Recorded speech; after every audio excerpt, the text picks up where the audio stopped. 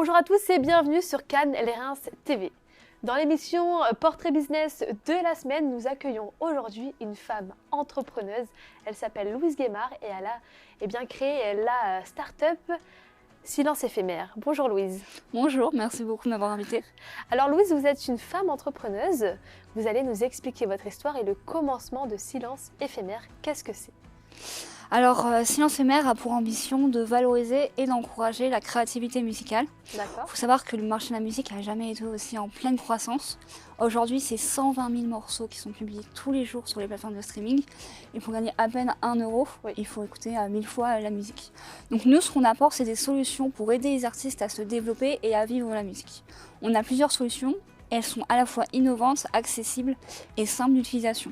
Donc on a l'accompagnement artiste pour les aider finalement dans leur objectif artistique et surtout de pouvoir en vivre. On a aussi la plateforme Wonderplace pour générer des revenus complémentaires. Et enfin, on est en train de lancer notre premier magazine 100% pour les professionnels de la musique et les artistes avec des interviews de producteurs à succès, d'organisateurs d'événements, etc., etc. Alors est-ce que vous pouvez nous en dire un petit peu plus sur la Wonderplace ? Comment on peut l'utiliser ? À quels artistes correspond-elle ? Dites-nous tout. Moi, je vais tout vous dire. Donc en fait, la Wonderplace, je l'ai créée il y a à peu près, là, elle est en cours de développement. D'accord. Le but vraiment premier, c'est de pouvoir connecter les artistes et les auditeurs ensemble dans des communautés. Donc en fait, c'est une plateforme de vidéo musicale où on peut découvrir des musiques. Et l'avantage, c'est qu'il n'y a pas, l'algorithme n'est pas prédominant. C'est-à-dire que c'est la communauté qui va partager ce qu'il aime en termes de vidéos, clips musicaux. Et la particularité, c'est qu'on peut collectionner ces clips pour permettre à l'artiste de générer des revenus complémentaires. Soit on va collectionner les clips parce qu'on aime l'artiste et on a envie de le soutenir financièrement, soit parce qu'en fait on veut faire de la plus-value parce qu'on sait que l'artiste va percer et donc on veut un peu mettre notre patte, ou soit parce que en fait le clip il nous touche énormément et qu'on a envie de l'avoir en fait comme si finalement on collectionnait l'émotion qui va avec. Très bien. D'où est né donc Silence Éphémère ? Quels ont été les tout débuts de la création de cette entreprise ? Alors au tout début, c'était un soir de novembre. Au tout début, c'était un moment où j'écoutais ma musique et en fait tout simplement, c'était un artiste plutôt émergent que j'écoutais. Je me suis dit mais il a un talent, il a vraiment du potentiel. Et donc je me suis dit mais il faut que je partage avec mes amis. Bon, à force d'harceler mes amis H24, je me suis dit mais il faudrait que je fasse un petit compte Instagram où je mets en avant les artistes que j'aimais bien et émergents auprès des gens qui sont aussi passionnés. Et en fait, de fil en aiguille, j'ai commencé à partager plein d'artistes, j'ai commencé à collaborer avec des labels, avec des artistes. Et c'est là où en fait ils m'ont dit vraiment toutes leurs problématiques, finalement qu'ils avaient du mal à se rémunérer, qu'ils avaient du mal à trouver de la visibilité.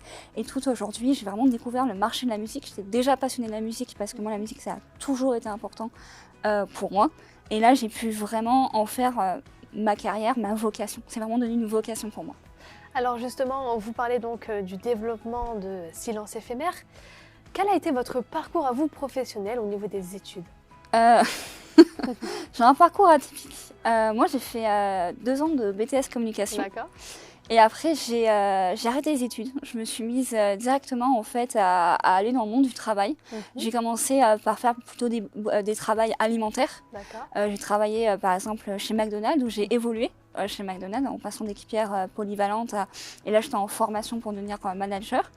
Et c'est à ce point culminant pendant le Covid où je me suis dit mais est-ce que finalement tu veux passer 50 heures de ta vie à vendre des burgers ou est-ce que tu veux passer plus de 50 heures par semaine à faire ce qui te botte vraiment, ce que tu aimes et ta vocation, parce qu'en même temps que McDonald's, j'avais Silence Éphémère et je me rémunérais un tout petit peu avec Silence Éphémère et je me suis dit il y a un truc, je touche on va dire un business et donc autant de me lancer, j'ai rien à perdre, j'ai tout à gagner.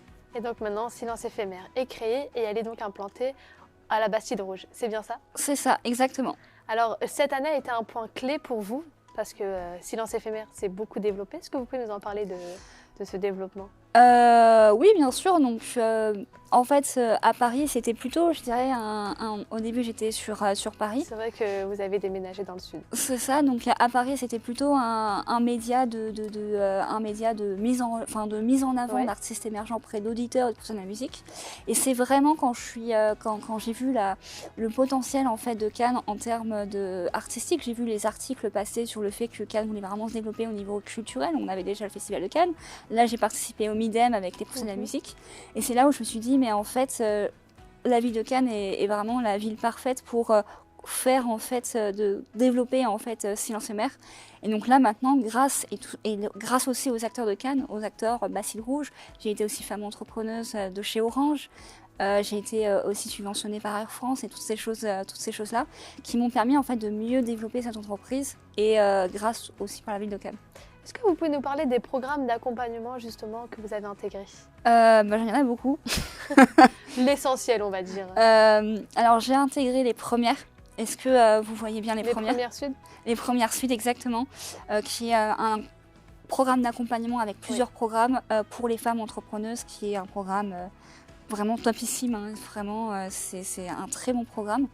Après, j'ai intégré Orange, le programme d'accompagnement de chez Orange, où même hier, j'étais avec mon mentor, j'ai déjeuné avec mon mentor sur le développement de mon entreprise. Et j'ai aussi intégré, j'ai été Pépite Pont. Et après, j'ai été accompagnée par PSH Incube. Alors ça, c'était plutôt pour la partie parisienne, parce qu'après, j'ai déménagé sur Cannes. Et j'ai été accompagnée, et là, j'ai Air France qui m'a un peu aidée financièrement pour mon entreprise. Alors justement, on va parler de l'aspect financier. Pour créer donc une start-up, eh bien, le combat, c'est le financement. Comment vous avez réussi donc à pallier au financement? Avec la persévérance. Oui. En fait, il y a plusieurs choses. L'avantage de mon entreprise, c'est qu'on est sur plusieurs produits, donc plusieurs manières de se financer. Donc plusieurs business models. Ce qui nous permet en fait d'à la fois pouvoir avoir un côté beaucoup plus traditionnel, entreprise, rentabilité. Magazine, accompagnement, c'est des produits qui, pour moi, qui sont beaucoup plus... on les connaît mieux, on connaît mieux le marché, et avoir ce produit à la fois innovant. Donc ce qui me permet en fait d'avoir ces deux casquettes-là et jouer sur ces deux casquettes. Très bien. Et maintenant, on va parler surtout de votre satisfaction, notamment en termes de développement. Est-ce que votre développement est donc à un apogée, ou est-ce qu'il y a encore plein de projets qui vont arriver? Alors, je ne dirais pas encore à son apogée, mais en tout cas, on avance bien, et c'est ce que je disais à ma collaboratrice au téléphone. Je suis fière de nous. On avance, et le plus important, c'est d'avancer en étant fiers de nous et sur ce qu'on fait. On fait encore des erreurs, mais ça fait partie du chemin, du parcours de l'entrepreneur. Mais en tout cas, on avance bien, on commence à avoir nos premiers clients, on commence à bien cibler le besoin du marché, à de mieux en mieux comprendre notre marché, de plus en plus être une référence dans le milieu de la musique. Aujourd'hui, on a plus de 3000 contacts dans le milieu de la musique et on continue à en avoir. On commence à en avoir presque plus de 100 par semaine, donc ça se développe. Donc en fait, moi, en tout cas, je suis très fière de moi. Et justement, est-ce que vous voulez rajouter de nouveaux produits qui arriveront peut-être par la suite à Silence Éphémère? Alors là, on est en train de... donc il y a le magazine en précommande, oui. 100% pour les professionnels de la musique et les artistes. Et là, on est en train d'organiser un événement pour rassembler tous les professionnels de la musique et les artistes de la région sud. Super. Est-ce que vous pouvez donner un conseil aux entrepreneurs qui souhaitent bien se lancer et ouvrir une start-up dans leur passion? Je dirais jamais abandonner, persévérer à fond et parfois à la fois être à l'écoute, oui, mais en étant parfois têtu. Vous avez bien raison. Merci en tout cas Louise d'avoir répondu à mes questions. Quant à nous, on se retrouve prochainement dans un nouvel épisode de Portrait Business sur Cannes Les Reims TV.